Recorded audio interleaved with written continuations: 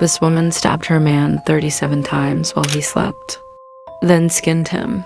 But wait, it gets worse.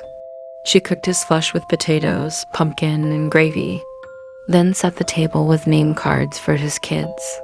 Welcome to the grudgery, where revenge gets messy and murder gets personal.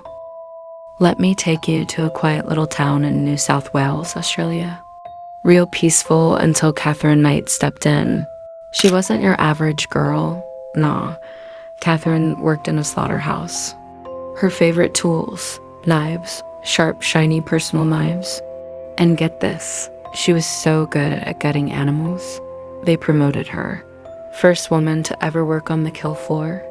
That's right, she literally sliced carcasses for a living. Now fast forward to 2000, Katherine's been through a trail of broken men, most of whom ended up with restraining orders, but her latest, a guy named John Price. Price was a father of 3. He knew Katherine had a past, but she was charming, passionate, and a little too into the idea of death. She'd leave knives above the bed, threaten him. One time, she slit the throat of his puppy in front of him as a warning.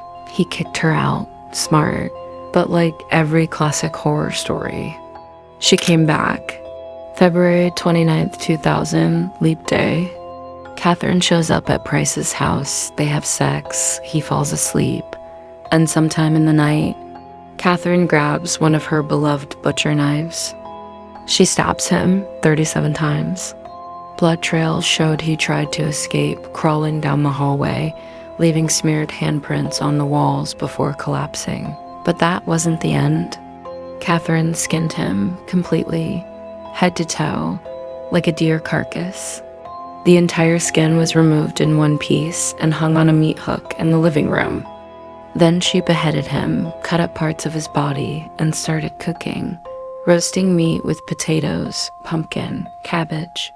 She even made gravy. She set the table, laid out dinner plates, and get this, put name cards down for his children.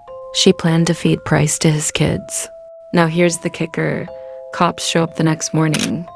They find the front door locked, blood dripping under the doorway. Inside, a horror movie. Price's skin hanging like a coat. His decapitated head boiling in a pot on the stove. As for Katherine, she was passed out in a coma from pills. Tried to end it before facing the music, but she survived. And in court, she pleaded not guilty. Said she remembered nothing.